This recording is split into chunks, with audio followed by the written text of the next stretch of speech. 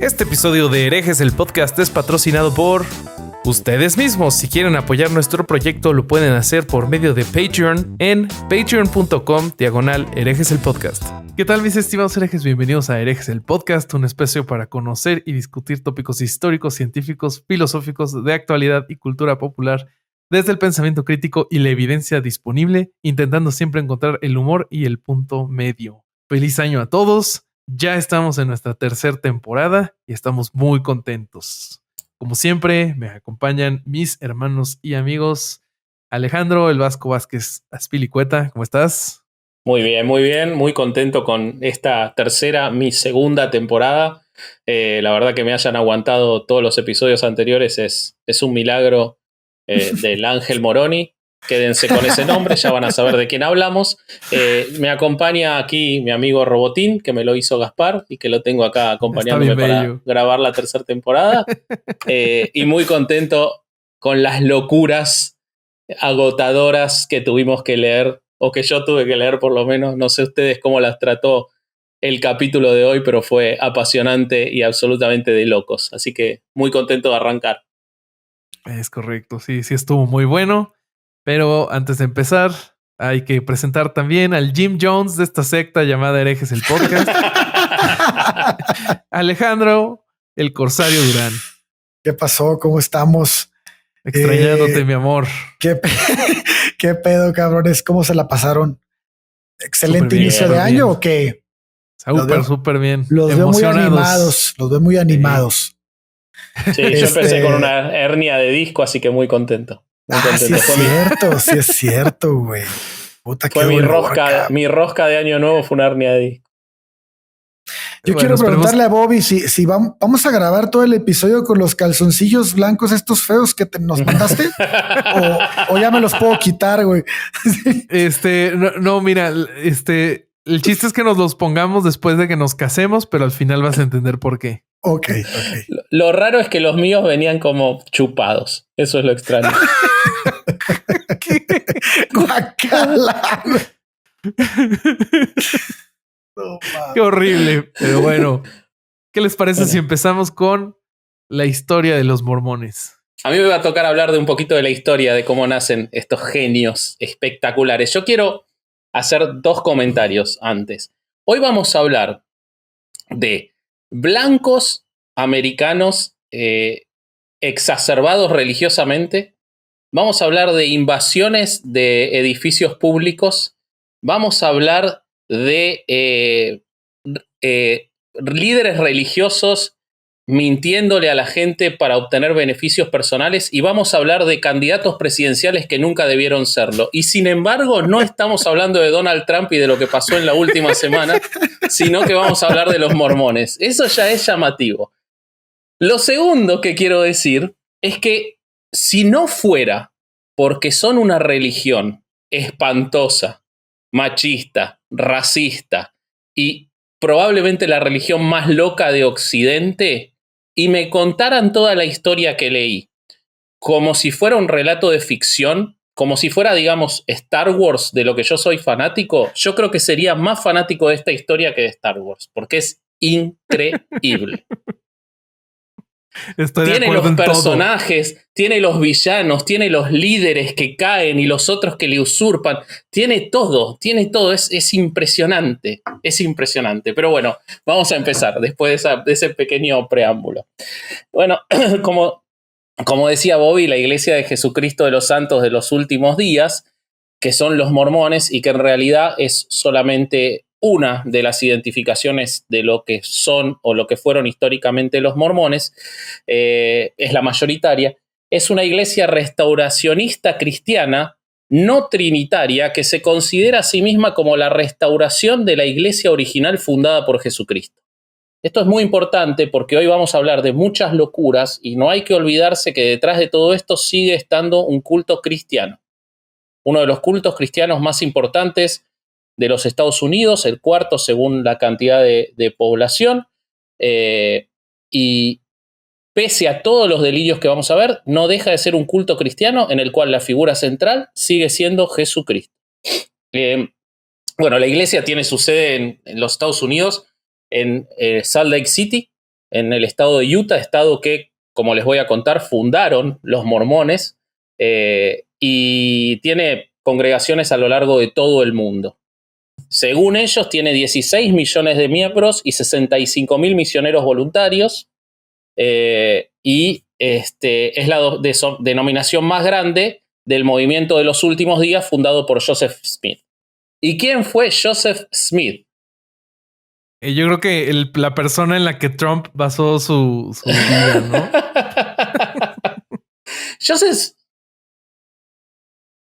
Yo no sé si Smith es loco, es estafador o es las dos cosas, pero vamos a dejar que el público lo decida.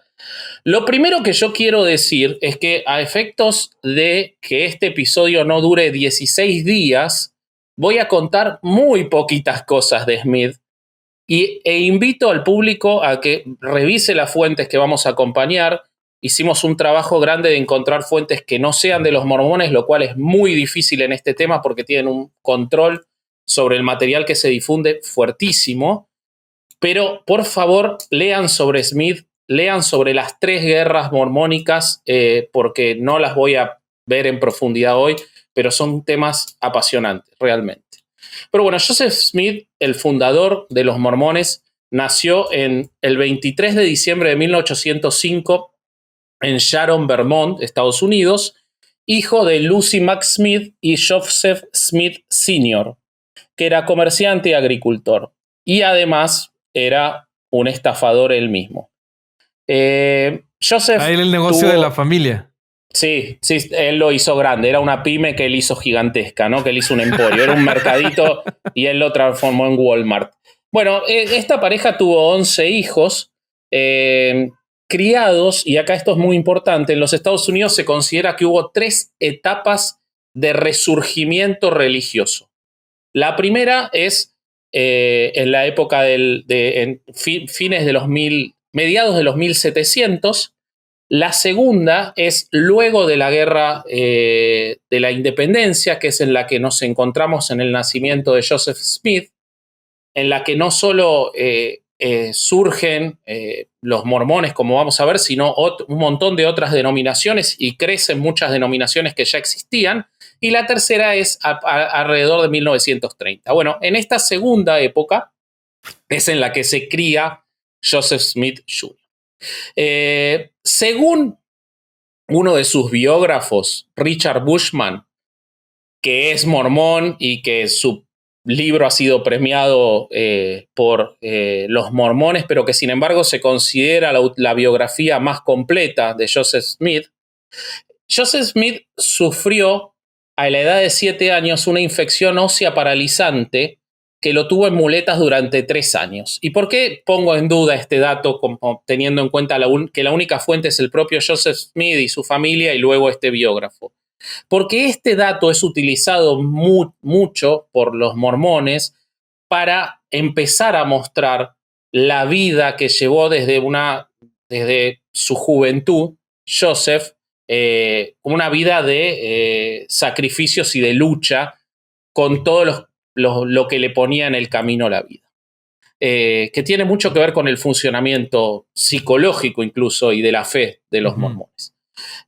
Bueno, la familia, el padre era un tipo que no era bueno para trabajar, y en 1816, en el famoso año sin verano, se debe mudar al oeste de Nueva York. En el oeste de Nueva York, el padre, además de intentar algunos negocios, empieza a hacer una suerte de adivinación que había tomado del folclore americano, que se conoce como scrying, en la cual un vidente mira una piedra para recibir conocimiento sobrenatural. Esto es muy importante porque Joseph, ya desde alrededor de los 14 años, empieza a tomar esta práctica para él de manera regular y empieza a ofrecer el servicio de, mirando a través de determinadas piedras especiales que ponía en un sombrero, y con eso podía leer, él podía encontrar tesoros. El sombrero era un sombrero de copa blanco, ponía la cara dentro del sombrero para bloquear la luz, y eso le permitía adivinar información de una piedra. tengamos en cuenta que el señor que hacía esto es el fundador de los mormones. Por favor, tengamos en cuenta ese dato, ¿no? O sea, vamos a ver para dónde va a ir después. Hay una declaración en el libro Mormon America, The Power and the Promise, de Joan y Richard Nostling. Estos autores es una pareja que les recomiendo mucho a todos buscarla. Fueron considerados, ella murió, Joan, pero fueron considerados los principales investigadores religiosos, o sea, sobre religiones de los Estados Unidos, y la verdad que sus libros son buenísimos. Y ellos escribieron sobre los mormones y dicen en un extracto que Smith había logrado a esa temprana edad una misteriosa reputación local en la profesión de búsqueda del tesoro, que era misteriosa porque no hay constancia de que haya encontrado nunca un solo tesoro, a pesar de los esfuerzos de todos los locales de pagarle para encontrar tesoros. ¿Ok? Entonces a esto se dedicaba el joven Joseph con la ayuda de su padre. Acá pasa algo. Vamos a tener en cuenta, y este es un dato que van a tener que tener de acá en adelante muy en cuenta. Yo les voy a empezar a contar, mientras le cuento la vida de Joseph, les voy a empezar a contar sus revelaciones místicas. Pero yo se las voy a contar cronológicamente cuando él dijo que ocurrieron, pese a que las contó entre 10 y 15 años después. O sea, él supuestamente en 1820, recordemos, 1819 buscaba tesoros con un sombrero de copa blanco al que le ponía una piedra y metía la cabeza adentro. 1820, él supuestamente tiene una pequeña primera visión. O sea, así se conoce en el mormonismo, es la primera visión. ¿Qué ocurre? Joseph tenía muchas inquietudes religiosas. Los metodistas habían formado un campamento cerca de su casa y él tenía la duda de si tenía que acercarse al metodismo o no, y supuestamente, y voy a leer cómo lo cuenta, esto sí es una fuente oficial de los mormones, una mañana clara de la primavera de 1820, el joven Joseph Smith, de menos de 15 años, buscó un lugar solitario en un bosque cercano a su casa. Fue a un lugar conocido, cerca del tocón donde había clavado el hacha cuando había acabado de trabajar, y allí se arrodilló y comenzó a buscar las palabras para expresar sus deseos más profundos, pero fue dominado por un poder invisible. Al trabársele la lengua y rodeado de una densa obscuridad, Joseph creyó estar condenado, apoderándose de él el extraordinario poder de un ser efectivo del mundo invisible que ejercía una fuerza tan asombrosa como él nunca había sentido. Este adversario llenó su mente de dudas y de pensamientos de todo género. Pero entonces él con todo su aliento le pidió a Dios que lo librara del poder de ese enemigo, y ahí pudo percibir una luz celestial que descendía sobre él, y se hacía cada vez más brillante mientras lo rodeaba y envolvía las hojas y las ramas de los árboles. Eso rescató a Joseph de su ser enemigo, las tinieblas desaparecieron, y apareció una columna de fuego en la que él vio un personaje glorioso de pie en el aire arriba de él. Lo llamó a Joseph, al tipo que vendía el servicio de poner la cabeza en un sombrero y mirar unas piedras para encontrar tesoros. A ese llamó Dios. Lo llamó y le dijo: este es mi hijo amado, escúchalo. Y ahí apareció otro personaje parecido al primero, que era Jesucristo. Y le dijo: tus pecados te son perdonados. José entonces le preguntó a los seres celestiales cuál iglesia era la correcta. ¿Debo unirme a los metodistas?, preguntó. Y se le contestó que no debía unirse a ninguna porque todas estaban en error. Todas las denominaciones religiosas creían doctrinas incorrectas porque ninguna de ellas era reconocida por Dios como su iglesia y su reino. Entonces, Jesucristo le dijo que el mundo yace en el pecado y que las iglesias existentes se habían apartado del evangelio y no guardaban sus mandamientos. Los credos que regían las iglesias cristianas eran una abominación a la vista de Dios. Entonces su alma se llenó de amor. Esa es la primera visión. Esta primera visión la tuvo en 1820, pero no la comentó a nadie hasta 1833, incluso cuando ya se había publicado el libro de Mormón. ¡Qué coraje!, ¿no? Pinche producción mamona para que solo la vea un güey. No mames. Y lo peor es que al pobre Joseph, como vamos a ver, le pasó mucho de esto, muchas veces le ocurrió, incluso me adelanto en el relato, pero ustedes saben que si por algo son conocidos los mormones es por la poligamia, y Joseph no quería ser polígamo, él no quería, pobrecito, ser polígamo, le daba asquito ser polígamo. El ángel se le apareció 3 veces, y la tercera vez que se le apareció lo amenazó con una espada brillante que lo iba a matar si no se hacía polígamo. Por eso se hizo polígamo, pobrecito. No, mi amor, te lo juro que el ángel moroní. Seguro.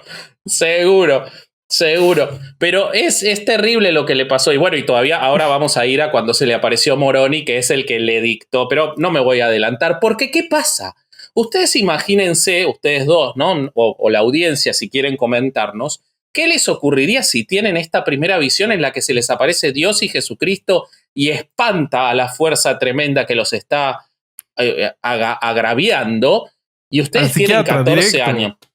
O al psiquiatra, pues estamos hablando de 1820, no creo que ni que existiera la psiquiatría, pero definitivamente eso seguro, y vas a ir por el camino de la fe, ¿no? Bueno, Joseph se ve que le costaba, porque en 1825, 5 años después de que supuestamente había tenido esta visión, es contratado por Josiah Stowell, un granjero, para que le encuentre un tesoro, porque supuestamente él había oído que Smith tenía las claves mediante las cuales discernir cosas invisibles al ojo natural. Entonces, él lo contrata para buscar unos antiguos tesoros, una valiosa mina de oro y plata y monedas y lingotes de oro y plata que supuestamente estaban escondidos. Y entonces Joseph, con su sombrero y sus piedras mágicas, lo iba a encontrar. Bueno, para no hacer largo el relato, él en ese proceso conoce a la que va a ser su primera esposa, Emma, e intenta buscar el tesoro con algunos asociados. Hay uno muy, muy importante que se llama Hale, que es quien le presenta a su mujer. Bueno, él termina siendo, por esta familia que lo había contratado, denunciado por estafa, es arrestado y el 20 de marzo de 1826 tiene que comparecer ante los tribunales por los delitos de desorden y estafa, por haber prometido buscar tesoros y no encontrarlos. Las versiones son encontradas, pero se supone que se escapó y nunca fue procesado. Otros dicen que fue condenado, pero se le permitió escapar. Otros dicen que fue dado exonerado por falta de pruebas, pero tenemos que en 1820 se le apareció Dios y Jesucristo y que 5 años después seguía estafando con las piedras y era procesado por primera vez y era su primer encuentro con la ley. ¿Qué pasa? Luego de esto, y de que él escapa y que ya tiene su primer mujer y que era conocido como el visor de cristal, Joseph, él se le ocurre empezar a contar en 1829 que él había tenido desde 1823 unos encuentros que eran increíbles y sobrenaturales y que son probablemente el momento más importante de la historia de la humanidad y nosotros no le hemos prestado la debida atención. Se supone por supuesto que el 21 de septiembre de 1823, y recordemos que esto recién lo cuenta en 1830 cuando se publica el Libro de Mormón, si bien, y acá hay que hacer una salvedad, en 1829, no voy a profundizar en esto, pero está la declaración famosa de los 3 testigos, que si cualquiera abre cualquier libro de Mormón, son 3 personitas que aparecen, que son 3 personas que dicen ratificar lo que Joseph vio, y que los 3 terminaron, obviamente, altamente encumbrados en los mormones. Pero Joseph cuenta en el Libro de Mormón, que se publica en 1830, que a él, a partir de 1823, específicamente el 21 de septiembre, se le empieza a aparecer el ángel Moroni. El ángel Moroni, que tiene nombre de defensor central de la selección de Italia, pero es un ángel, no se dejen engañar. Angelo Moroni, imagínense, ¿no? Para un mormón italiano es Angelo Moroni. Un rudo defensor central.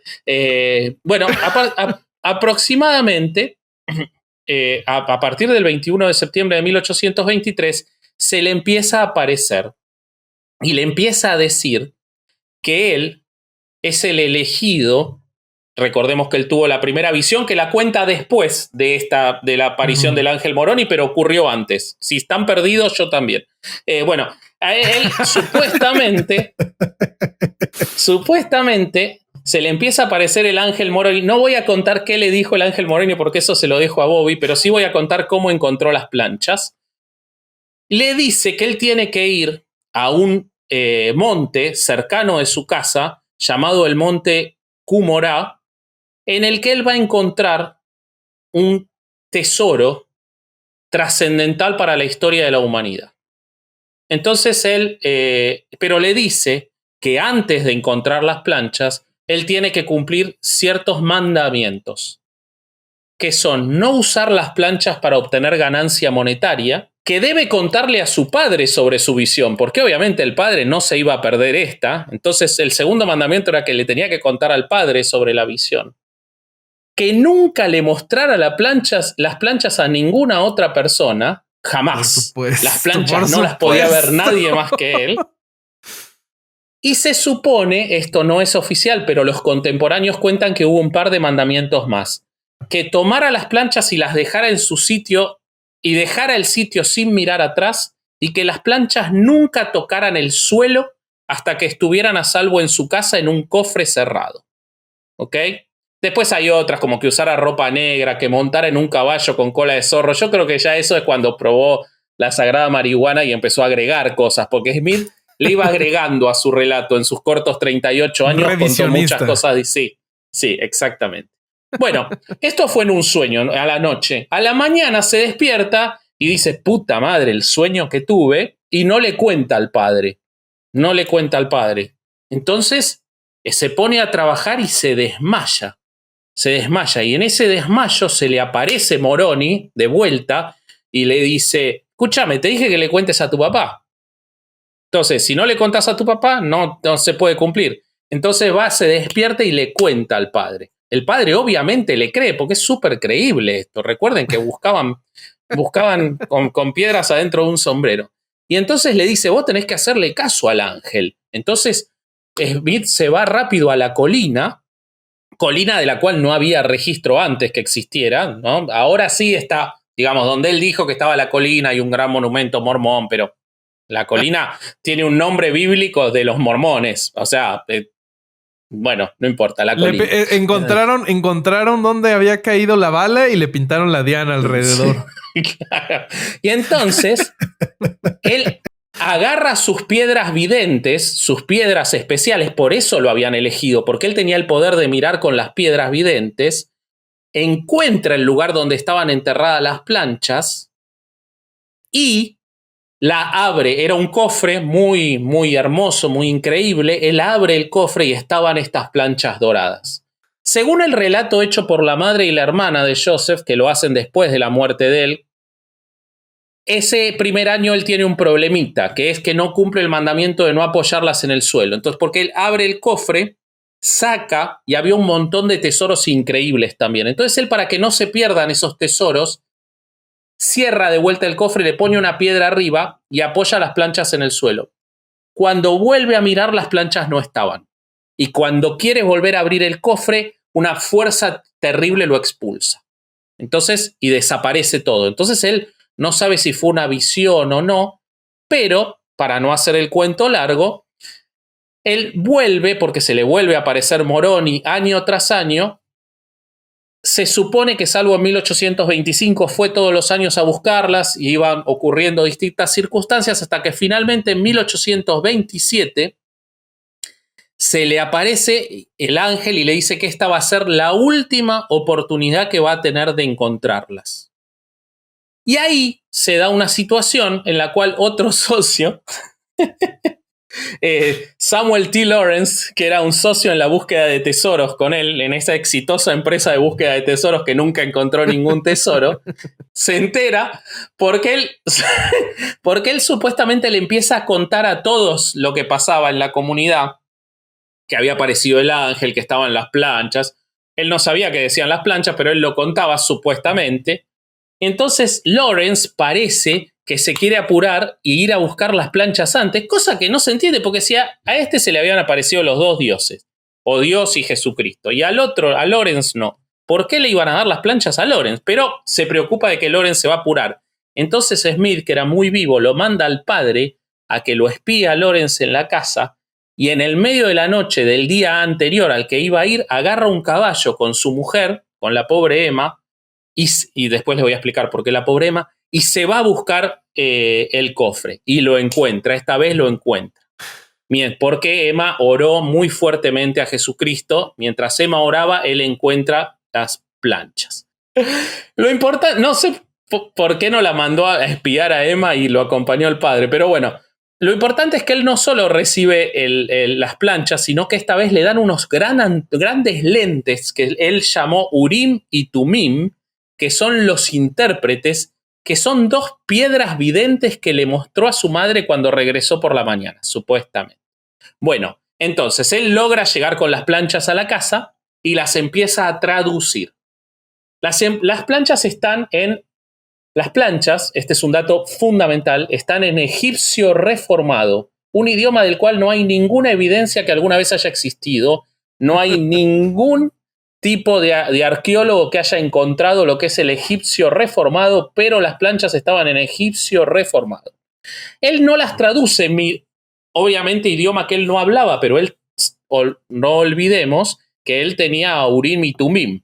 Y si vos tenés a Urim, esa saga central, claro, esos tres, claro. Vos tenés a Moroni, Urim y Tumim, estás hecho Messi, para ganar. Ni Messi pasa por ahí. Olvídate, le rompen las piernas. Entonces, Smith agarra con las piedras videntes, sin mirar directo a las planchas, él se pone las piedras en su sombrero blanco mágico y empieza a traducir. Y entonces ahí se entera en su traducción, que es lo que conocemos como el Libro de Mormón, otro testimonio de Jesucristo, frase que debo agregar. La pusieron recién en 1981 en la tapa del libro porque mucha gente se confundía porque no sabía que tenía que ver con Jesucristo el Libro de Mormón, entonces en el 81 le agregaron eso. O sea que se ve que le hicieron hacer toda la traducción en egipcio antiguo, pero se olvidaron de decirle qué poner en la tapa a Joseph.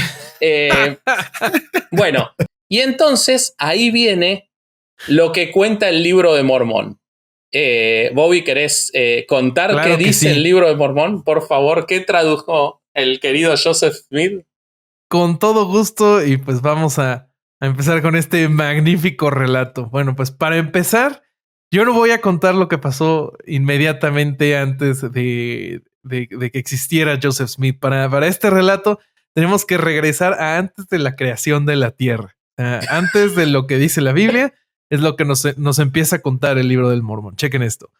El mormonismo enseña que en el cosmos hay trillones de planetas, ¿no? Y cada planeta tiene su dios. Entonces, de estos dioses, el que le tocó a la Tierra se llama Elohim.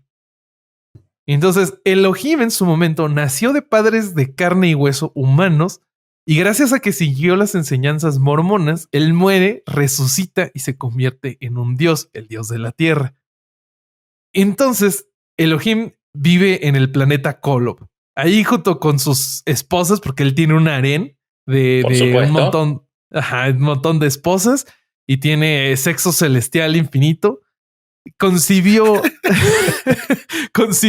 a los espíritus de la gente que vivimos ahora en la Tierra.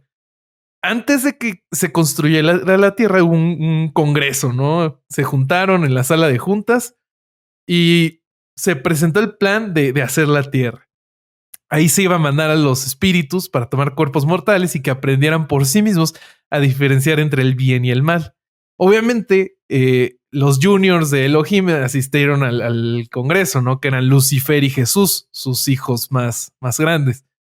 Lucifer se levantó y él propuso el plan de ser él el salvador del planeta y obligar a las almas a obedecer y a ellos convertirse en dioses, igual por la obediencia a las enseñanzas mormonas. Y obviamente Jesús, el junior hippie, dijo, no, güey, o sea, cada quien tiene que agarrar el pedo por sí mismo, y propuso Jesús el libre albedrío y que cada quien encontrara el bien por sí mismo, ¿no? Que tuvieran chance. En un lugar de España, Manel se despertó sufriendo en este momento porque nombramos el libre albedrío. Pobre Manel. Y bueno, se hace una votación en este congreso y se determina que Jesús va a ser el salvador de la tierra. Lucifer se enoja y convence al 30%, no al 31%, no al 29%, al 30% de las almas. No, digo, lo que pasa es que eso tiene que ver con que el egipcio reformado es muy específico en sus números. Entonces por eso es el 30%. Oye, pero matemáticas muy avanzadas, manejaban porcentajes, o sea... Está muy bien, está muy bien. Bueno, los convence al 30% de las almas que iban a ir a la Tierra de levantarse en una rebelión. Y así fue como el diablo, Lucifer se convierte en el diablo y los seguidores se convierten en los demonios. Los demonios fueron enviados a la Tierra, pero fueron condenados a no tener nunca un cuerpo físico. Entonces, como no tenían un cuerpo físico, ellos no iban a poder aprender el bien y seguir las enseñanzas mormonas y nunca iban a poder regresar con Elohim. Las almas que fueron neutrales en la batalla fueron condenadas a tener cuerpos de piel negra. Entonces, no seas mamón. te lo juro.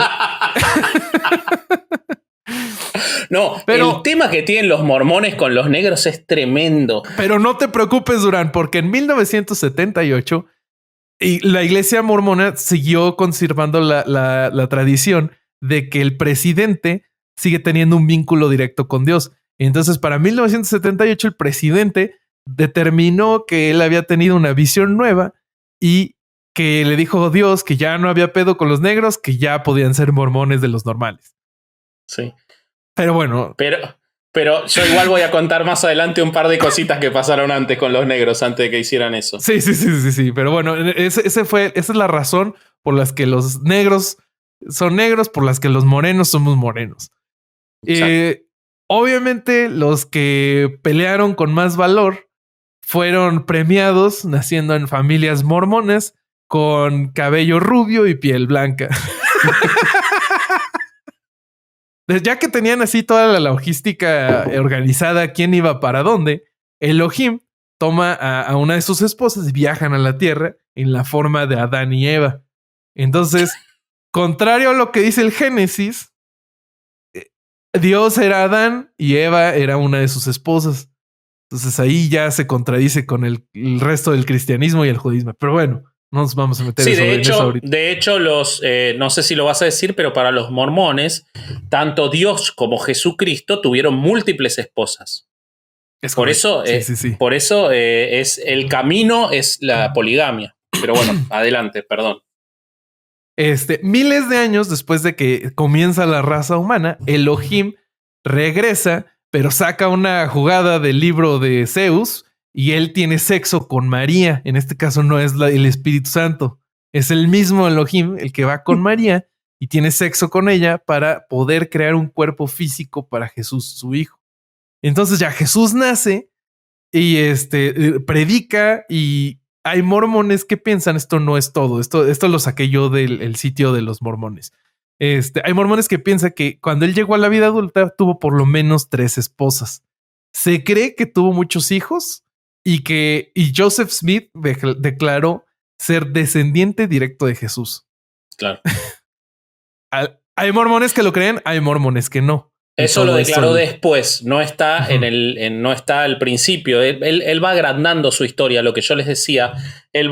Es como que en cada asado que se juntaba con los amigos y se tomaba 3 cervezas, él iba agregando cosas a la historia. Todos tenemos un amigo así, así. No, pues qué bueno que no se les ocurrió coger con animales, porque Lo si único. no, puta. Sí, es totalmente así. Vos sabés, perdón, pero yo hice yo estuve viendo un documental excelente que les recomiendo a todos en Netflix sobre la vida actual de los mormones, que se llama Un marido, tres esposas. Es buenísimo. Y te das cuenta ahí que lo que vos decís es exactamente real. Si se les hubiera ocurrido que la pedofilia era el camino de Dios, se estarían cogiendo a los hijos. O sea, estuvieron a 3 minutos de pensar eso. Es tremendo la fidelidad que tienen a esa idea. Sí, está cabrón. Pero bueno, de acuerdo al libro del Mormón, regresando a nuestro relato, de acuerdo al libro del Mormón, después de su crucifixión y resurrección, Jesús viaja a América. Pero América, pues no era como nosotros creemos que era. Porque Jesús se encuentra con los nativos americanos, quienes los mormones creen que son israelitas. Y había dos tribus, la de piel oscura, que eran los lamanitas, y los de piel blanca, que eran los nefitas. Entonces, exacto. De los cuales Moroni era un capitán, antes de ser un ángel. Es correcto. Porque hay un problema con eso, que agrego, que es que en los primeros relatos que hace Joseph de toda esta historia, él a Moroni le pone Nefi. Después le cambia el nombre y pasa a ser Moroni. Pero primero el ángel era Nefi, y ahora la iglesia mormona dice que eso fue un error de interpretación y que en realidad Joseph nunca le dijo Nefi. Pero en los primeros relatos que hace, él se refiere al ángel Moroni como Nefi y después lo cambia por Moroni, que está en la historia como un personaje del libro de Mormón, ¿no? Solo agregar eso. Entonces, en el año 421, ya después de que Jesús predicó, formó su iglesia mormona allá con los nativos americanos y se fue, en el año 421 de la era común, los israelitas de piel oscura, los lamanitas, destruyen por completo a los nefitas en varias batallas. Los textos nefitas supuestamente fueron escritos en placas de oro y enterrados por Moroni, el último nefita vivo, para que el siguiente profeta los encontrara. Está Queda bien cabrón, muy bien, ¿no? porque además hay una cosa. Moroni es el hijo de Mormón. Mormón es el anterior profeta. Moroni es el último guardián de las tablas, y él muere y se transforma en ángel. Él era el capitán Moroni, es el último guardián. Él esconde las placas en este monte y las esconde hasta que aparezca el siguiente profeta, que aparentemente tenía que ser alguien que estafara a la gente buscando tesoros usando un sombrero al que le ponía piedras adentro. Qué coincidencia.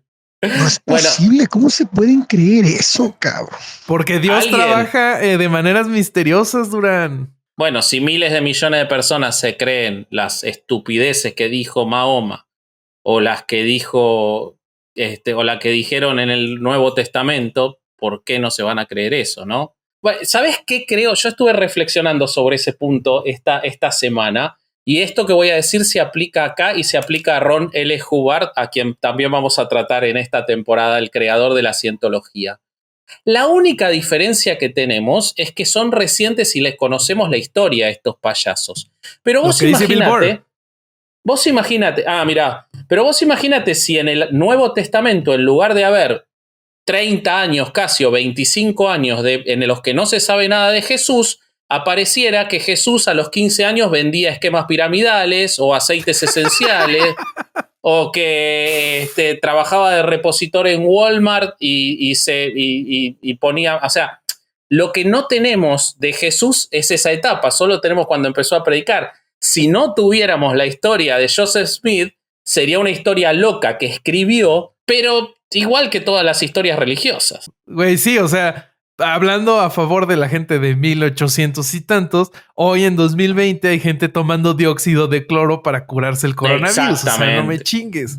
Exactamente. Pero entonces, volviendo a eso, ¿qué ocurre? Todo esto, el gran Joseph lo escribe, ¿y qué pasa? Cuando termina de escribir, vos decís, bueno, las placas deben estar en el museo en Salt Lake City, Utah, donde pueden ser exhibidas para que otros arqueólogos hagan, en egipcio reformado, para que hagan sus interpretaciones. Pero no, vos sabés que Angelo Moroni, después de comerse unos spagliatelle, se le aparece de vuelta y le dice, bueno, devuélveme las placas, porque vos solo las podías ver, y él le devuelve las placas y entonces no están más. Sí. O sea, el único tesoro que encontró lo devolvió. Bueno, entonces, no, encontró el tesoro de engañar a millones de personas con una religión horrible. No nos olvidemos de eso. Y el tesoro de las 40 esposas que tuvo. Pero, ¿qué ocurre entonces? El 6 de abril de 1830, Joseph publica el Libro de Mormón.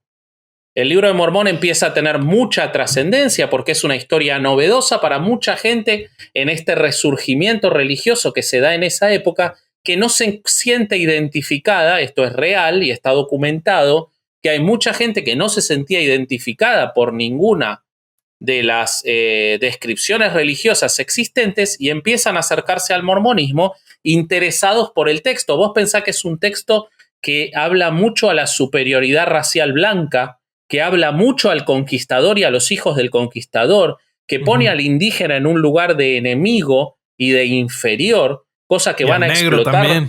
Bueno, y al negro también. Sin embargo, hay una cosa llamativa en eso, Bobby. Él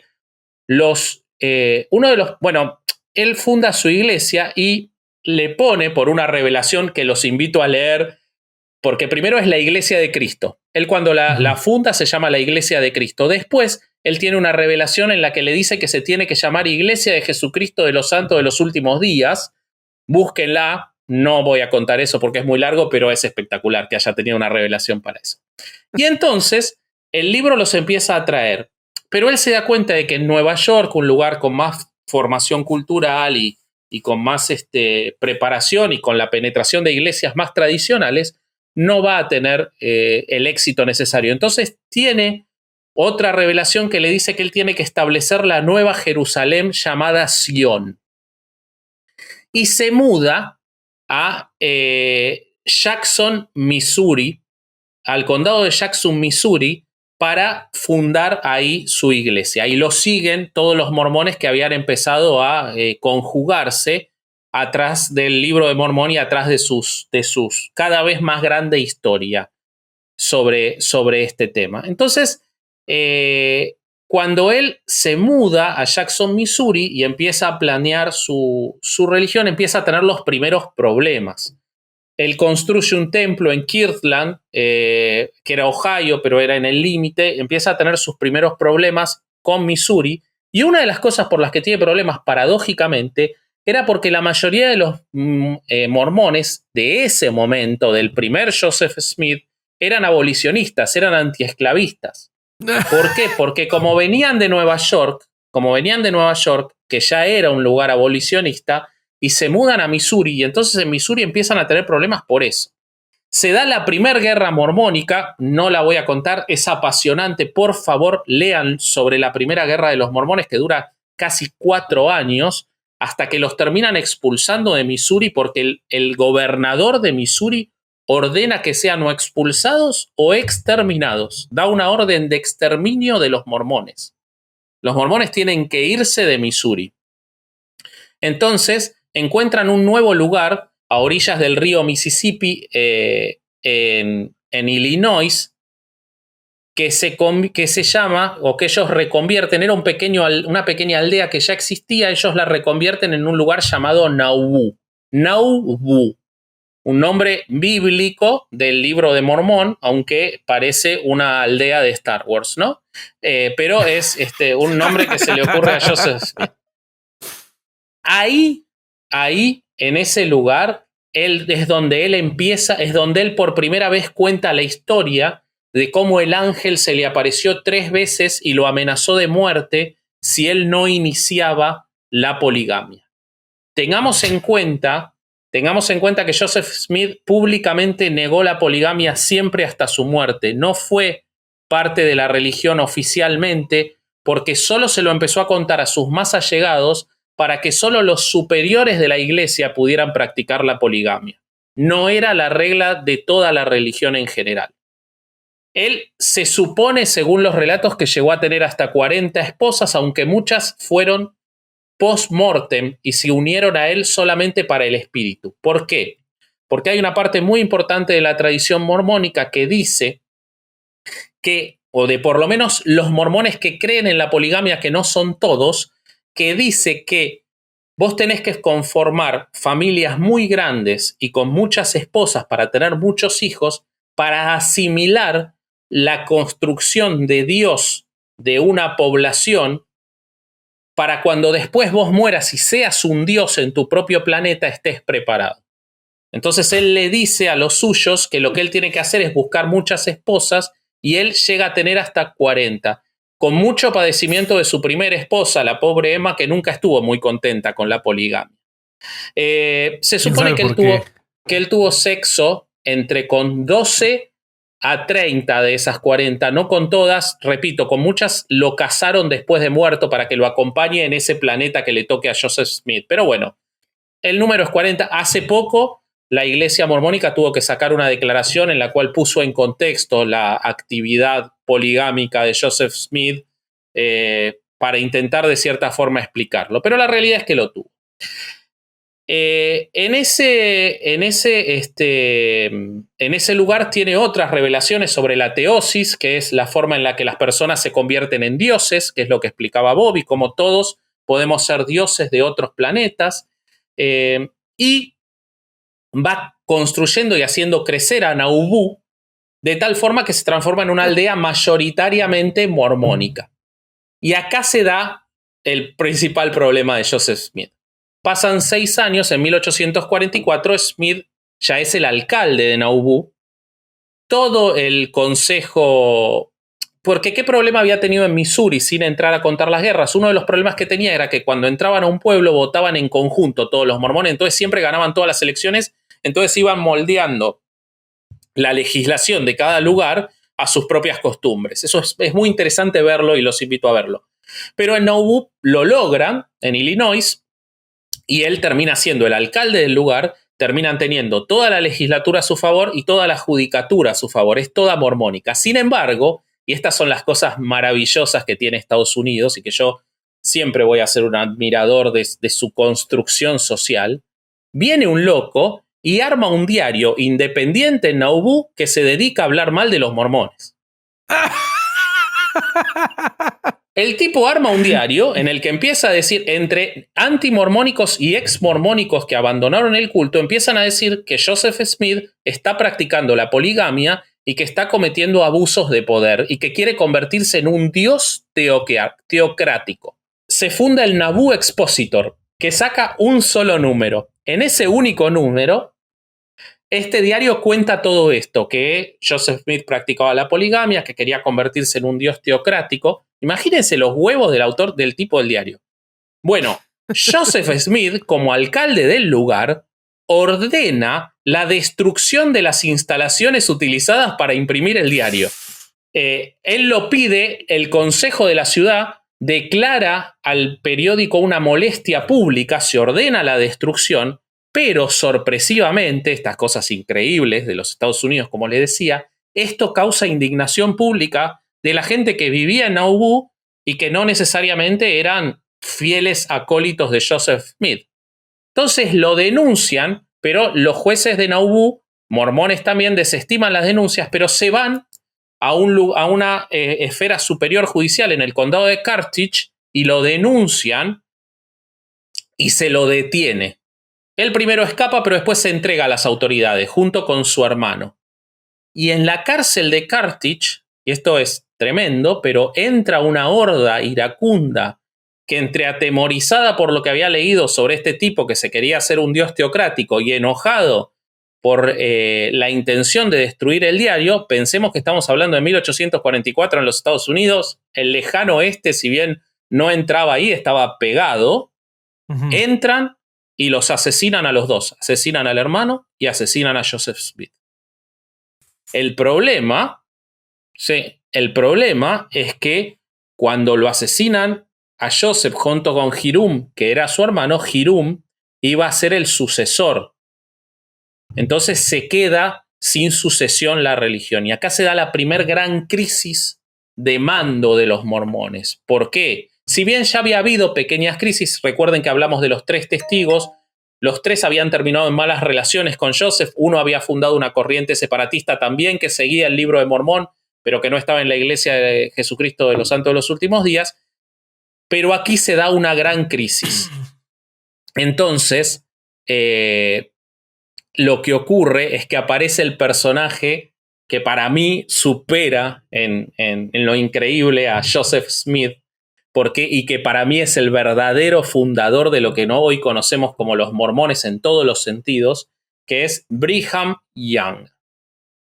Pues incluso la universidad mormona se llamaba Brigham Young University, ¿no? Exactamente, exactamente. Tan importante fue Brigham Young que la Universidad de Salt Lake City mormona se llama Brigham Young. Brigham Young había seguido a Joseph Smith desde los inicios en Nueva York y cuando llega el momento era uno de los principales pastores. Entonces, ante la crisis que se da, él es el que logra convencer a la mayoría y viendo que no pueden estar más en Nauvoo, evidentemente, porque si hay algo que le gustaba a Brigham Young era tener esposas y estar vivo. O sea, 2 cosas que le gustaba mucho. Entonces, él decide no estar más en Nauvoo y convence, y esto a mí me parece increíble, convence a una enorme mayoría a irse a Utah, que en ese momento el Valle de Utah era territorio en disputa en la guerra entre México y los Estados Unidos. O sea, ni siquiera era territorio de los Estados Unidos. Era desierto con algunos valles verdes, pero era mayoritariamente un desierto y era territorio indígena. El tipo les dice, nos vamos para allá. Bueno, por algo a Brigham Young se lo conoce como el Moisés americano o el Moisés mormón. También se lo conoce como el León del Señor por su personalidad audaz y por los huevos que tenía, ¿no? No lo estuvo caminando en el desierto, pero los que se llamaban los trenes de migración de los mormones para llegar hasta Utah, teniendo en cuenta que el ferrocarril no llegaba todavía hasta ahí, teniendo en cuenta que mientras ellos estaban avanzando termina la guerra y se da el trato de Hidalgo, de Guadalupe Hidalgo, ¿no? Por el cual ganan esos terrenos recién los Estados Unidos, pero todo eso mientras ya estaban yendo. Ellos van y se empiezan a asentar y él logró que en el curso de esos años fueran 70.000 personas desde distintos lugares a poblar el territorio de Utah. No solo eso, él logró a través de su gran movilidad política, ellos se asientan ahí, fundan Salt Lake City, la ciudad la fundan los mormones, y él pide en 1850 al presidente Fillmore que le den la condición de estado a Utah. Un estado para los mormones. No se lo dan, pero el presidente Fillmore sí lo nombra. Tengamos en cuenta que recién en 1848 pasa a ser eso territorio de los Estados Unidos por el Tratado de Guadalupe Hidalgo, y él logra en 1851 que se lo nombre gobernador del territorio de Utah, que no era estado, y superintendente de asuntos indígenas americanos. Wow. No mames, sí. Malísima idea. Brigham Young, a partir de ese cargo, lo que hace es imponer la esclavitud en el territorio de Utah. No mames, eso es como darle un orfanato a Maciel. Exactamente. No solo para los negros, sino también para los indígenas que habitaban en el territorio. O sea, pensemos, todo esto yo lo estoy contando para que tengamos en cuenta qué hay detrás qué son los mormones. O sea, qué hay detrás de esos que hasta pueden parecer simpáticos porque son unos loquitos que usan calzoncillos mágicos. Es nefasta su historia. Bueno, con la esclavitud hacen grande en parte a Salt Lake City, no para de llegar gente. Para esta época el mormonismo ya había llegado hasta Europa. Muchos mormones de Europa empiezan a llegar al territorio de Utah. cuando él pide la condición de Estado, como Brigham Young ni bien queda como presidente del mormonismo, como líder, él sí impone como regla la poligamia. Y él llega a tener hasta 55 esposas. Esas sí, son todas reales, están en disputa las edades, pero no tenía mucho prejuicio para elegir. Se supone que se cuentan por miles los descendientes de Brigham Young, entre los mormones actuales por miles.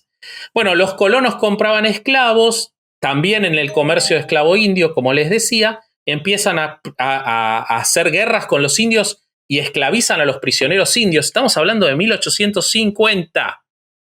Hablemos del presidente Fillmore, ¿no? También. Bueno, pero no le dan la condición de Estado porque él mantenía la poligamia. El único problema que tenía, no les importaban los esclavos, lo que hacían con los indios, no les importaba nada, pero como mantenían la poligamia, no le dan la condición de Estado. Hay que reconocer que Brigham Young es impresionante los proyectos de irrigación que hizo para transformar ese desierto en lo que hoy es Utah, porque eso lo hicieron los mormones, y fue Brigham Young.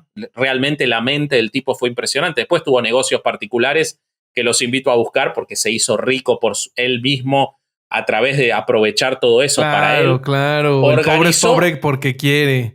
Organizó una milicia paramilitar, emitió la orden de exterminio de los indios timpanogos, perdón si lo digo mal, pero como estos indios se rebelaban al control que él tenía porque le habían dado, ordenó el exterminio.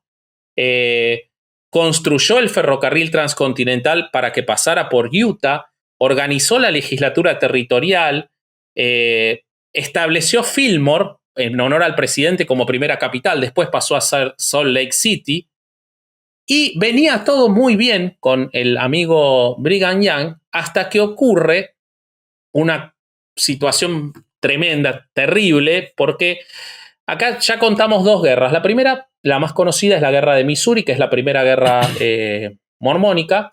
La segunda es la guerra de Illinois, que es la que termina con la muerte de Joseph Smith, que yo la reduje, pero ya había conflictos. Es menor, es la menos importante, pero existió.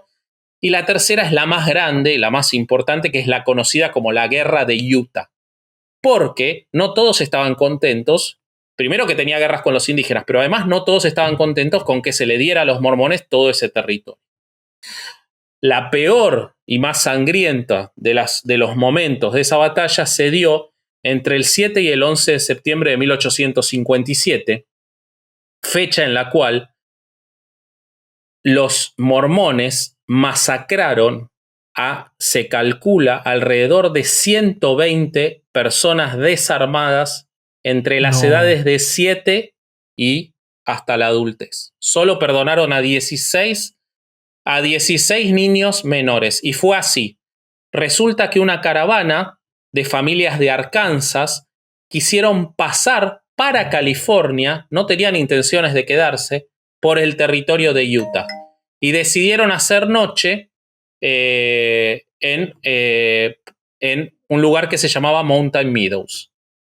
Los mormones, con esta milicia organizada, dirigida por un tipo llamado John D. Lee, un nefasto, que es importante entender, nefasto, sanguinario, pero muy encumbrado en el mormonismo y conocido personal de Brigham Young, decidieron atacar con las caras pintadas de negro y convenciendo a indígenas de la zona para que pareciera que los que habían atacado eran indígenas, temerosos de que esta caravana se quedara, y en 4 noches asesinaron a todos. Lo peor fue la última noche, en la cual estos indígenas, como ya la tercera noche de la matanza, los colonos se empiezan a dar cuenta de que había blancos pintados. Entonces dicen, bueno, no puede quedar sobreviviente.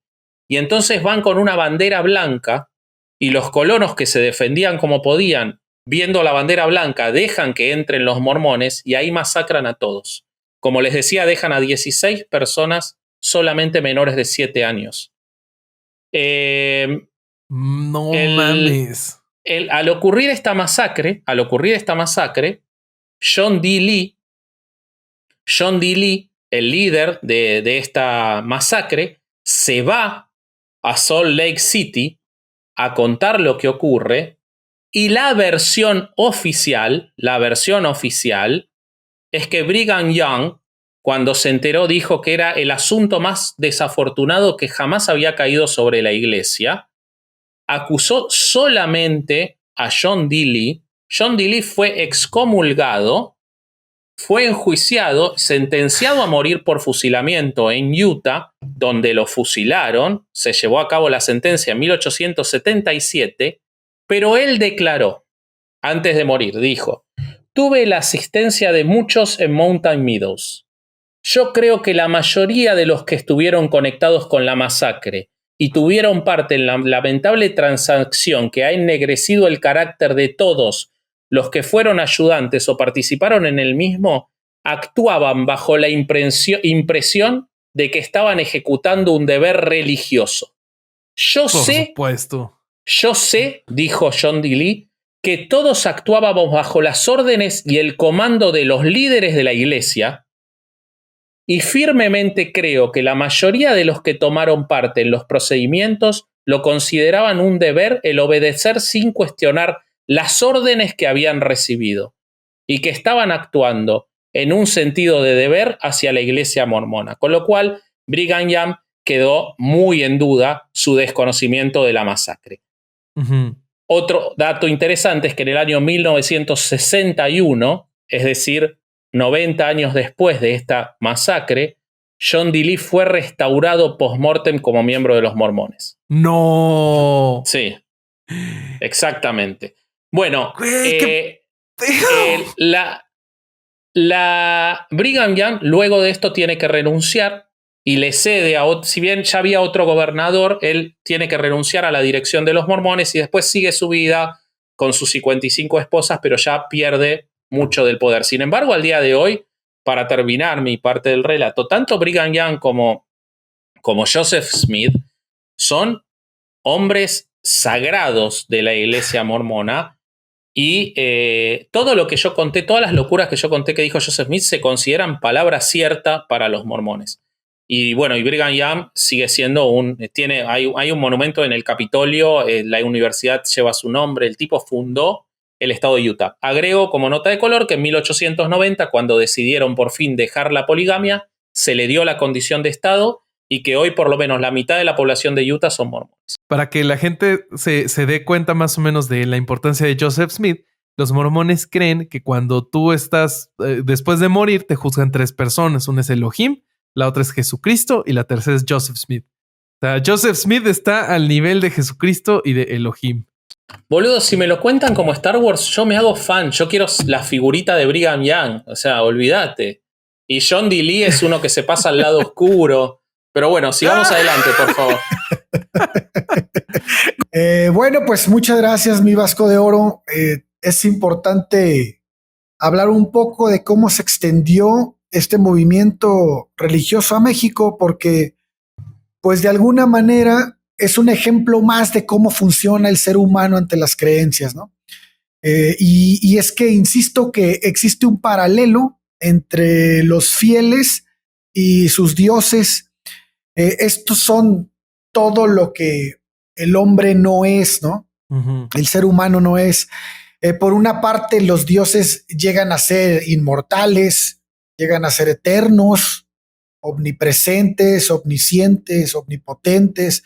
Y por otro lado, las creencias religiosas dependen siempre, como lo vimos ahorita, de las necesidades o de la comodidad de quien las inventa o genera, ¿no? Oye, pero yo ahí veo algo. O sea, ¿qué? Dices que los dioses son como el hombre no es, pero yo veo muchos paralelos entre Vasco y el dios griego Baco. No mames. Toman buen de vino. Por ahí hay algo. Hay algo. Me gusta la buena vida, ¿no? Sí, sí. Sí. Muy bien. Sí. Bueno, en el caso. No te voy a decir a qué diosa te pareces vos. Sí, Afrodita, obviamente. No mames. Bueno, pues en este caso tenemos 2 factores que motivaron a los mormones a incursionar en México, ¿no? Y son, por una parte, pues darle proselitismo a sus creencias, entre los indígenas y por otra encontrar un refugio ante la persecución de la cual eran objeto, porque recordemos de todo lo que nos contó Ale y Bobby, bueno, pues las autoridades de Estados Unidos estaban persiguiendo a esta religión debido a su poligamia y entre otras cosas, como ya fue explicado. Entonces, los primeros mormones que llegan a México lo hacen en 1876 y se establecen en la ciudad de Chihuahua y en Sonora. 10 años después, Meliton Trejo y Jaime Stewart traducen el libro Mormón al español con el objetivo de comenzar su obra misionera y logran su primera estaca mexicana en Chihuahua en el año de 1895. Yo tengo una pregunta con ese tema. Para traducirlo al español, ¿usaron un sombrero y unas piedras? Muy probablemente sí, cabrón. Okay, excelente. Un sombrero charro. Sombrero charro, digamos. Con claro, unas obsidianas. Claro. Muy probablemente. Nada más para entrar en contexto, la primera estaca o las estacas que se conocían como los lugares donde se establecían eran una unidad territorial, ¿no? Y esta equivale a una, llamémosle como una diócesis de la Iglesia Católica. Uh-huh.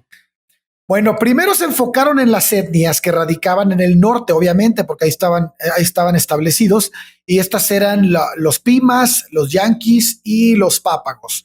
Y luego después siguieron con los nahuas del Estado de México. Pero a ver, ¿por qué evangelizar a las etnias? Bueno, para los mormones la conversión de las etnias era primordial. En primera, pues porque ya tenían el discurso, ¿no? Ya lo tenían muy practicado, era el mismo discurso con el que convencieron a los indígenas de su país.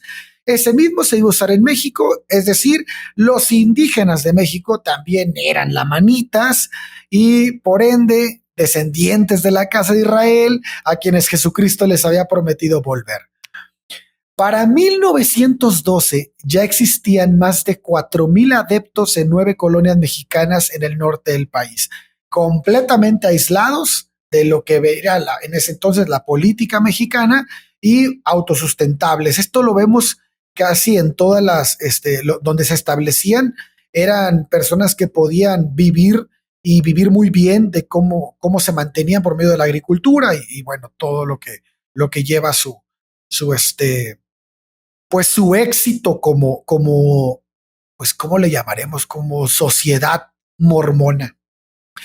El problema real se dio cuando la misión se quiso adentrar al centro del país, porque los misioneros estadounidenses y los nuevos conversos tuvieron que abandonar México por una razón que nos va a parecer muy sencilla, ¿no? El periodo revolucionario en México, la guerra cristera, claro.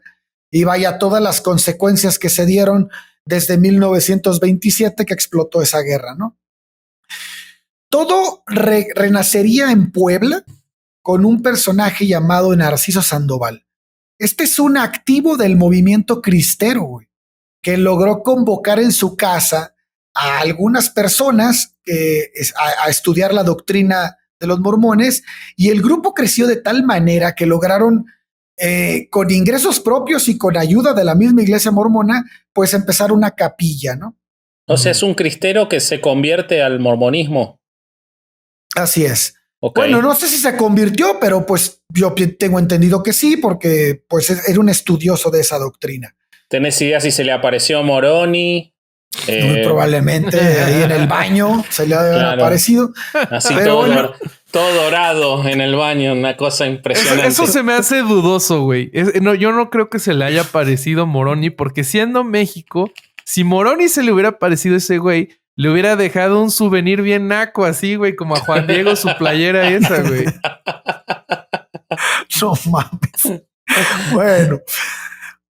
Falso, güey, falso. De aquí en adelante el crecimiento se daría de manera exponencial, a tal grado que me estoy brincando muchos años, pero para 1995, después de Estados Unidos, la mayor membresía de esta religión en América se encontraba en México. Se calcula que ya se contaba con 728,000 miembros.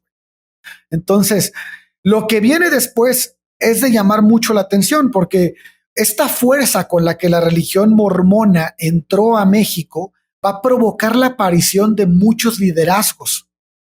Y en un intento de los mormones mexicanos por apropiarse de su historia y su doctrina, vamos a tener la aparición de Margarito Bautista. Y Margarito Bautista es un estudioso de la religión mormona y también del Antiguo Testamento. Y este güey convenció a los mexicanos que eran descendientes de los lamanitas y decide escribir un libro titulado La evolución de México, sus verdaderos protagonistas y su origen, el destino de América y Europa. No. Sí. Qué lindo, qué lindo. No, espérense, viene lo mejor, cabrón. Este güey propuso que la gente escogida de la que hablan las escrituras no eran sino los latinoamericanos, en particular los mexicanos. Además introdujo un cierto estigma al linaje de los norteamericanos y los ya muy despreciados españoles, ¿no? Entonces, Bautista decía que Jesucristo había traído a México el cristianismo primitivo después de su resurrección, obviamente, en Jerusalén. Es decir, el Dios blanco barbado que esperaban los aztecas, al que veneraban con el nombre de Quetzalcóatl, no era más otro que Jesucristo. Claro. Y quien mucho tiempo atrás ya le había prometido a los indígenas, obviamente, volver. Claro. Lo que sucede después, pues va a ser obvio, ¿no? Los mormones gringos de Utah le mandaron al chorizo con todo el libro. Bautista se pasa por el arco del triunfo a los gringos y comienza a imprimir su libro en México, güey. No. El libro se vuelve un pinche éxito editorial ahí pequeño entre la comunidad y se dan algunas donaciones entre mexicanos para su publicación. Incluso se dice que el consejero de la presidencia de Distrito Mexicana y la mayoría de los miembros de Puebla también apoyaron esa idea, güey. O sea, entonces él se convierte, o sea, todos los que quieren tomar el lugar de poder terrenal en el mormonismo, digamos, quieren ser un Brigham Young. Este Bautista quiso ser un Joseph Smith. Él fue un paso para atrás. Él dijo, yo voy a ser Joseph Smith mexicano, hago mi propio libro de mormón y es espectacular. Sí, es espectacular. Totalmente, así porque como lo dijiste. El que roba a un ladrón, ¿no? Tiene 100 años de perdón. O sea, estuvo muy bien lo que hizo. Sí, o sea, Bautista manipula los datos, güey, que ya de por sí eran una reverenda jalada y para darle una cierta identidad a un pueblo golpeado por la historia, güey. Claro. Harold Pratt, que era el entonces presidente de la misión, arma aquí un quilombo bárbaro, diría el pinche Vasco, y en contra del chingado libro, güey, y comienza una pelea de inválidos mentales, güey, y Bautista toma todo como un ataque racial, güey, ¿no? Esa fue su justificación. El resultado de todo este desmadre fue la ruptura entre ambas iglesias y genera una crisis por ahí de 1931. Ante la insistencia de la Iglesia Mormona Mexicana de ser tomada en cuenta para darles lugar a sus líderes en Utah en puestos altos, Harold Pratt da una respuesta que, puta madre, es digna de aplausos, cabrón, y chingada madre, me cae que a mí no me gusta pedirlos, pero ahora sí lo voy a hacer. Chequen esta mamada, güey. No podemos poner nosotros a un líder mexicano en nuestra iglesia porque las autoridades eclesiásticas son siempre escogidas por revelación y nunca seleccionadas por la congregación. Carajo, Brad, qué grande eres, cabrón. Me cae que claro. Vos sabés que en el documental que te hago una llamada de que es muy mormón eso que estás diciendo, en el documental que estuve viendo sobre las familias poligámicas en el desierto de Utah, que son mormones fundamentalistas, así se llaman a ellos mismos, que viven en una roca que agujerearon e hicieron casas para poder ser poligámicos y que nadie los joda. Ese fue el fin. En la década del 70 lo hizo un tipo que se llamaba Bob Foster, que había estado preso por ser polígamo. Bueno, todo el tiempo vos ves que los tipos, por los que tienen 3, 4 mujeres, hay un personaje que de repente muere el hermano y él se quiere casar con las 2 mujeres del hermano. Él ya tenía 3 mujeres, quiere sumar 2 más, ¿no? Y tener 5. Pero él te lo presenta como yo en realidad no es lo que quiero, porque a mí me va a provocar un lío tremendo en mi vida, pero yo me doy cuenta que es lo que Dios me está revelando a mí. No mames. Y se lo dice a las 3 mujeres y las 3 mujeres, sí, bueno, lo que pasa es que tenemos que seguir el camino de Dios. Y todos, una cosa muy fuerte que se ve, que es el machismo tremendo que maneja, la misoginia, es que se las ve incómodas a todas y a ellos se los ve como esperando sumar esposas, ¿viste? Pero todo es así como vos decís, es, no, porque el envío, Dios me lo está enviando de alguna manera y yo sé que me lo ha revelado. Todo es así. Al purísimo estilo Jim Jones. Wey. Es increíble. Ándale, güey. Exactamente. Jim Jones. Bueno, pues esa pinche pelea que se da entre la iglesia mormona mexicana y la iglesia mormona de Utah ocasiona un desacuerdo, de modo que la iglesia mexicana mormona se divide, ¿no? Y forma la Iglesia de Jesucristo de los Santos de los Últimos Días, tercera convención. Esta iglesia va a ser precedida por Abel Páez, güey, que es sobrino de Margarito Bautista, y él va a ser el presidente. Bautista, güey, le dice al nuevo grupo de creyentes que deben de retomar la poligamia, y así como también las doctrinas económicas cooperativas que tenían antes, güey, que al parecer en ese entonces ya habían sido abandonadas, güey. Y se arma una pinche cámara húngara, güey, porque el nuevo orden corre a Bautista a chingar a su madre, y este güey se va al Estado de México y forma otra iglesia, güey. Y una colonia que va a ser en Ozumba, y la llama El Reino de Dios en su plenitud. Y los nombres, güey, los nombres de verdad son una cosa... Wey. Tremenda. Esta iglesia existe actualmente, es polígama, es todo lo que Joseph Smith soñó. Hasta los primeros, hasta la muerte de Bautista, vivieron exactamente como los primeros mormones en Utah, exactamente así, con los mismos tipos de economía y todo. Bueno, debido a esto, los mormones los mormones que ya no eran de la iglesia de Bautista, que eran de los de la tercera convención, arreglan sus cosas con Utah, y alguna gran parte de esa iglesia regresa al mormonismo de Utah. Y entonces aquí la pelea que se había dado, ¿no? ¿Se acuerdan de que no querían a los líderes mexicanos allá y no querían reconocerlos acá? Y ese desmadre lo que va a lograr es que la iglesia mormona va a decir, bueno, ya, se chingó. Donde se haga la iglesia mormona, en el país que se haga, los de las etnias de esos países van a ser los líderes de esas iglesias. Okay. Y entonces así, por eso hoy en día los líderes de la iglesia mormona en México son mexicanos, los líderes de la Nueva Zelanda son neozelandeses, los líderes así. Eso fue lo que tuvieron que abrir políticamente eso. En realidad, obviamente, fue una revelación de Dios, que Dios les dijo que tenía que ser así. Pero políticamente lo subsanaron así. Así es. Esta es la historia en México. Obviamente está muy recortada porque durante la guerra cristera pues mandaron al chorizo a todos los misioneros gringos, porque te acuerdas que los extraditaron, ¿no? A todos los misioneros extranjeros, güey. Y bueno, pues ya te imaginarás, no quiero tocar mucho a la guerra cristera porque creo que va a ser un tema que vamos a tocar. Sí, en algún momento. Y es muy interesante la guerra cristera en México. Y bueno, pues así está el pedo. Bueno, excelente. A mí una reflexión que me llama es cuando vos decías que México es el segundo país de América que tiene más mormones, ¿no?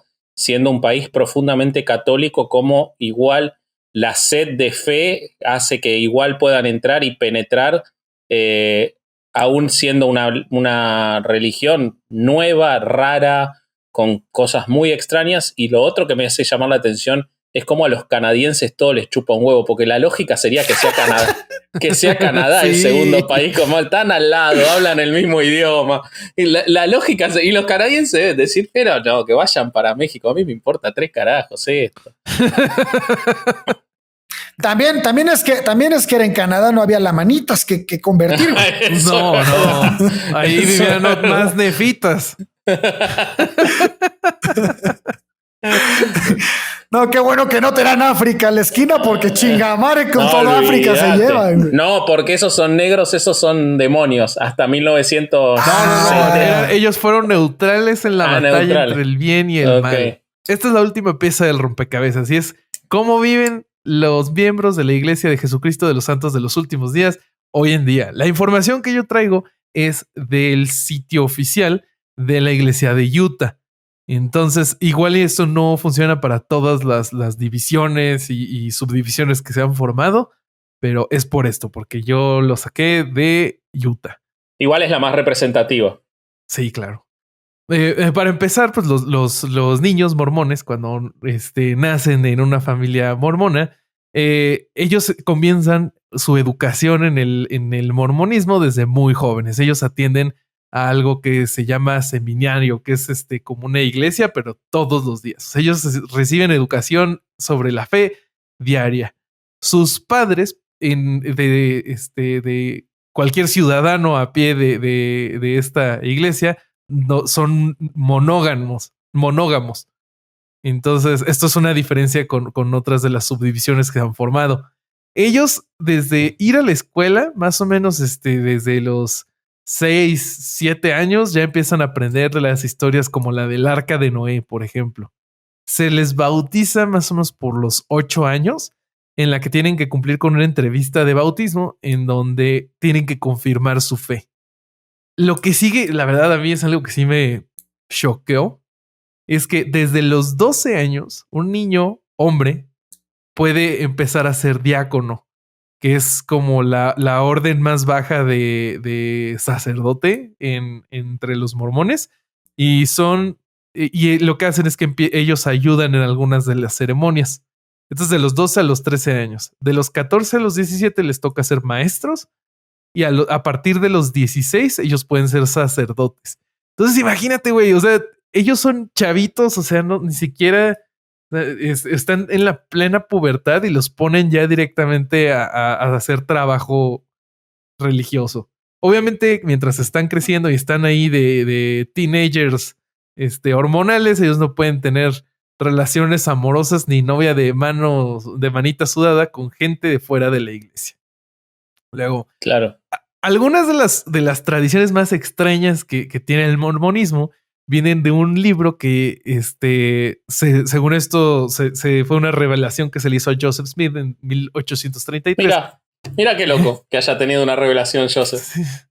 Demonios, nunca lo vi venir. Este libro se llama La Palabra de Sabiduría. Ok. Y trae algunas instrucciones sobre salud, ¿no?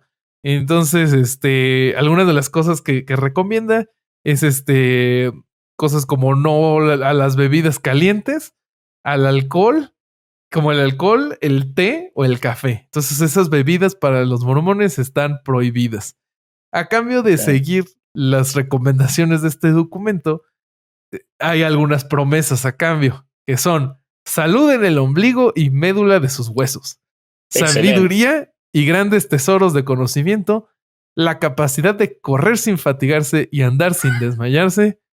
No mames. Y por último, el ángel destructor pasará al lado de ellos como los hijos de Israel y no los va a matar. Perfecto. Luego, eso si no toman alcohol, café y té. Es correcto. Luego, otra de las partes fundamentales en las costumbres del mormonismo es que a partir de los 19 y hasta los 26 años, los hombres mormones son elegibles para ir a misiones, para concentrar 2 años de su vida haciendo proselitismo lejos de casa. Las mujeres mayores de 21 también pueden hacerlo, pero solo por 18 meses. Y hay parejas de mormones que pueden ir a una segunda misión ya de viejos. El misionero debe de cubrir todos los gastos, o sea, todos, desde el avión, la comida, todo. Si tú eres parte de la iglesia de los mormones, tienes que pagarlo tú. Entonces, los mormones, muchos empiezan a ahorrar desde niño para pagar los gastos de tu misión. Pero imagínate el abuso el abuso económico. O sea, tú estás pagando de tu bolsa el proselitismo de tu religión. O sea, a mí se me hace un abuso horrible. No mames, pues ya pues sería el menor de lo que han hecho, pero sí. Sí, bueno, sí, ahora sí que otra raya más al tigre. Luego, bueno, el entrenamiento para las misiones puede durar más o menos 3 meses, compuesto por días de hasta 16 horas. Ahí ellos aprenden a cómo comportarse, vestirse, contestar preguntas difíciles y hasta cómo lidiar con gente que los moleste. Hecklers en inglés, por si alguien conoce la palabra, ya saben, esa gente que le gusta molestar, sobre todo en eventos públicos.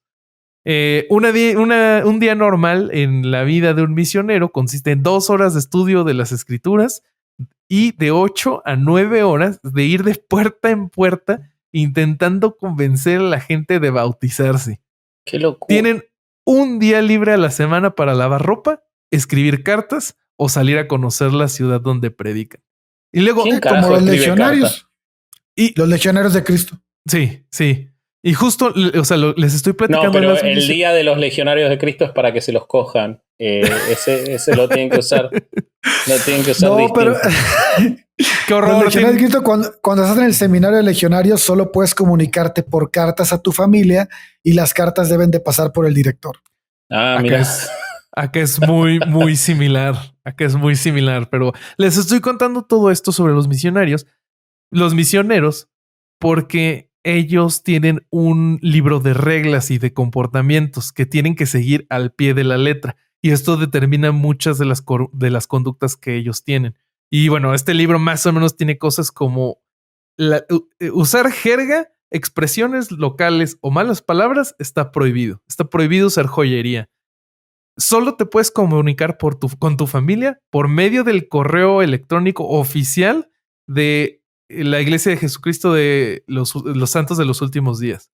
Que obviamente, seguramente ellos tienen acceso a todo y pueden leer todo. Olvídate. Güey, es la Corea del Norte de Hitchens, güey. Sí, güey, está prohibido nadar. No puedes participar en deportes competitivos. Por ejemplo, si juegan básquetbol, tienen prohibido jugar en una cancha completa. Solo pueden jugar en media cancha. Y tienen prohibido llevar la cuenta del partido. O sea, si tú quieres jugar un partido de fútbol con unos mormones, ellos no van a llevar la cuenta de los goles. Pero entonces en el Utah Jazz no pueden jugar nunca mormones. Tienen que jugar gente. No entiendo nada. O sea, también. El cartero Malone no podía ser mormón. No lo convertían. Bueno, era negro, así que tampoco iban a quererlo. Él ya había sido neutral en la batalla del bien y el mal. O sea, ya le daba igual. Tienen prohibido ver la televisión, escuchar el radio y usar el internet porque eso los distraería de su misión. Y si van a usar el internet, la excepción a la regla es que lo pueden hacer solo usando las fuentes oficiales de la iglesia. No pueden dejar nunca solo a su compañero. Hay algunas excepciones, como el baño, este tipo de cosas. Y solo pueden hablar 2 veces a su casa durante estos 2 años. Bueno, tienen más permisos que los menonitas. Sí, es correcto. Pero bueno, estos güeyes se van 2 años. Por eso Joseph Smith no quiso, por eso el ángel le dijo el Dios en la primera aparición le dijo a Joseph Smith que no sea menonita, que se haga que haga su propia ridiculez. Sí. No mames. Pero bueno, estos güeyes se van a misiones, regresan y normalmente ahí es cuando ellos ya se casan. Hay sitios para citas ahí como Tinder mormón, pero pues obviamente ya que como siendo una religión muy conservadora, pues ellos desaprueban del sexo primarital y del sexo oral en general, aunque estés casado.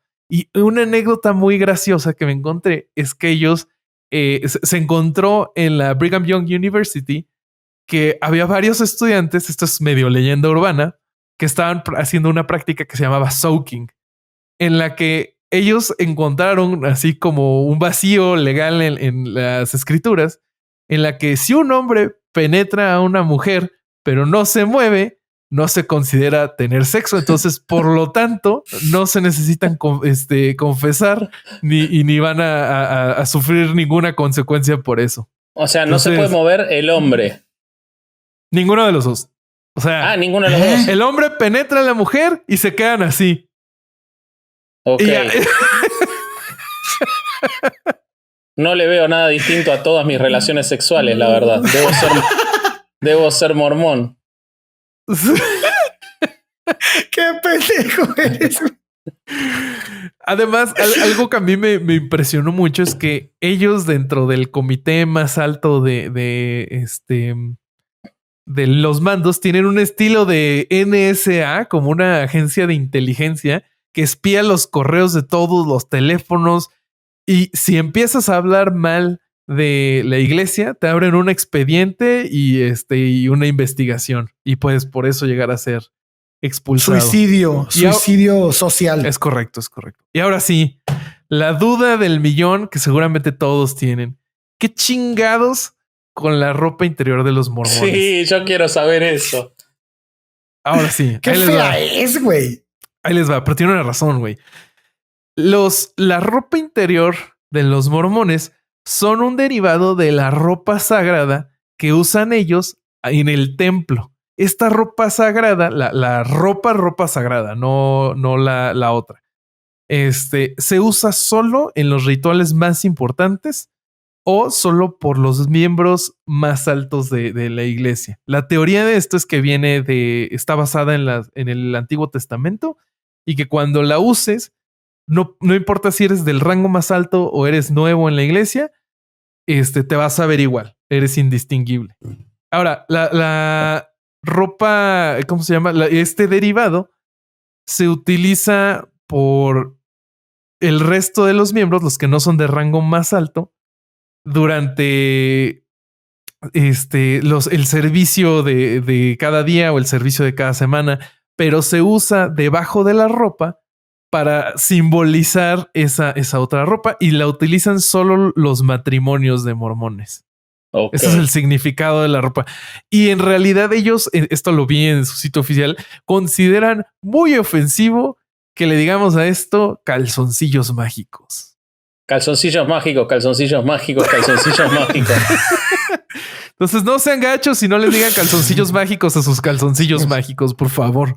Yo creo que el episodio debería llamarse Mormones, la religión de los calzoncillos mágicos.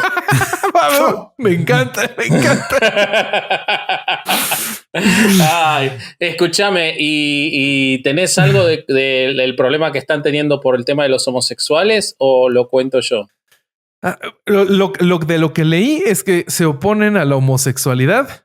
Son una de las religiones conservadoras que está en pro de la terapia de conversión, pero no sé si estén teniendo algún problema en específico. Ahora, en particular, agravaron la situación con una comunicación interna que tuvieron que salir a explicar porque hasta le generó pérdidas internas entre sus propios seguidores, entre los propios mormones, porque sacaron una comunicación en la cual prohíben que los hijos de personas que se hayan declarado homosexuales, que estén en el mormonismo, no pueden ser bautizados en el mormonismo hasta los 18 años.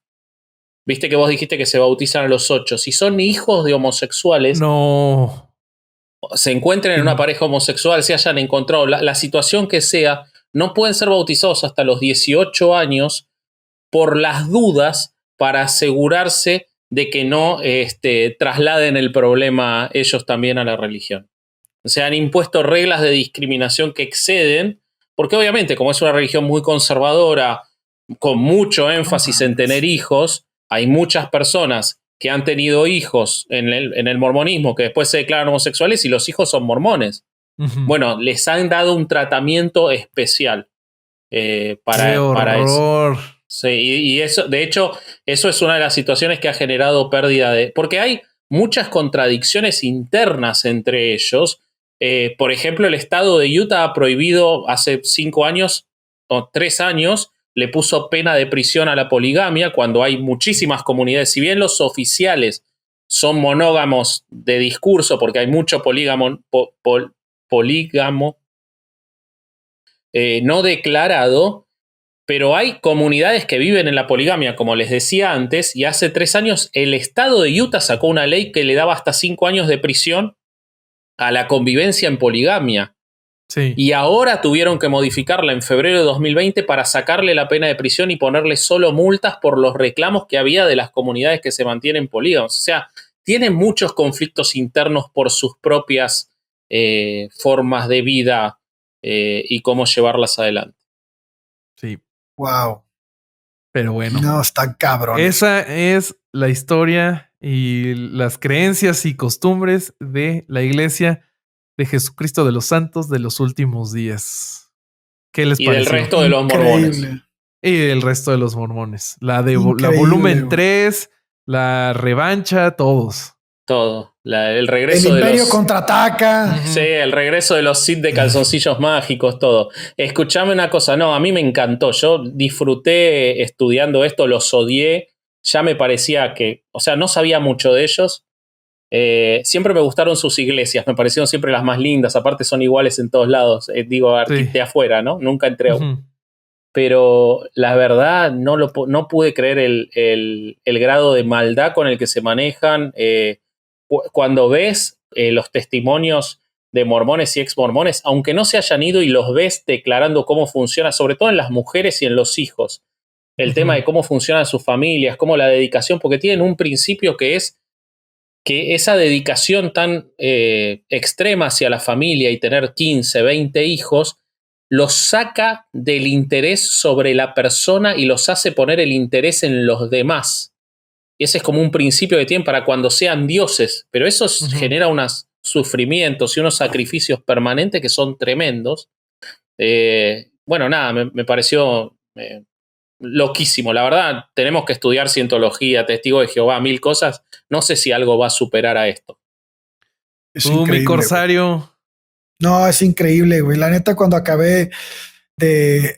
La verdad es que tuve que resumir mucho de la historia de México.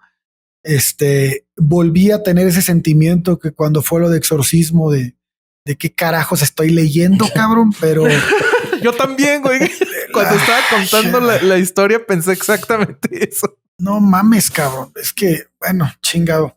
Es algo que te da este podcast, ¿no? Que te deja estudiar, que te hace estudiar cosas muy interesantes y cosas muy pendejas como esta, güey. Es correcto. Es una de las cosas más estúpidas que he estudiado. No estudié tanto como Vasco. De hecho, estoy orgulloso de eso. Pero pero no. ¿Qué religión tan... No, pues es que el catolicismo en sus inicios también fue una mierda muy parecida, pero qué bruto, güey. Qué porquería, cabrón. Sí, caray. Sí, es increíble. Es increíble. Yo para recordar un poco lo que dice Billboard, que le recordaba a Vasco hace rato, o sea, la diferencia que yo le veo con los mormones, con el catolicismo, es que lo de los mormones lo conocimos nosotros adultos. ¿Qué hubiera pasado si lo de los mormones lo hubiéramos conocido niños antes de la primaria? Igual y seríamos mormones. Entonces... qué bueno no, que seríamos ateos, pero seríamos la religión ateos pasada, mormones. Habría sido mormón. Ateo ex mormón, es correcto. Bueno, muchachos, pues esperemos que les haya gustado el inicio de esta tercera temporada. Recuerden que este proyecto se puede apoyar en Patreon. Ahí tenemos algo de contenido adicional. Tenemos una comunidad muy bonita de patrones que nos apoyan. Saludo ahí a todos, ahí que era Héctor. Sí, que nos vimos antes de fin de año. Es correcto, a Ana Ceci, a Juanelo, a Rodri, espero no estar olvidando a nadie, pero son muchos. Los queremos mucho. Igual síganos en Instagram, ahí el Corsario promete que va a subir los show notes. Esta tercera temporada, sí. Entonces vamos a subir imágenes adicionales de lo que estuvimos platicando hoy para que conozcan mejor el tema. Igual ahí estamos cada uno en Instagram por si tienen ganas de platicar con nosotros. Y pues ya, ¿quieren ver algo bien cabrón? Sí. Este fue otro domingo de no ir a misa y escuchar herejes el podcast. ¡Ay, cabrón! Güey, no lo leyó. No, lo tiene escrito en la mano. Lo tiene escrito en la mano. Claro que no. Mentira. Bueno, suscríbanse a YouTube. Síganos, vasco.hereje y no sé los de ustedes. Les mando un abrazo grande. ¿Tú eres que Alejandro.duran.erana? Así es. Aquí abajito, aquí va a estar. Sí, está aquí abajo. Yo soy Bobby, ESQVLZ. Bobby Esquivel Z. En Spotify no va a estar ahí abajo, les garantizo. No, sí, si te picas el capítulo también en la descripción y le das para Tienen abajo, razón. ahí está. Tienen razón. Bueno. Pido disculpas. Bueno, pues vámonos. Los queremos. Bye. Chao. Bye.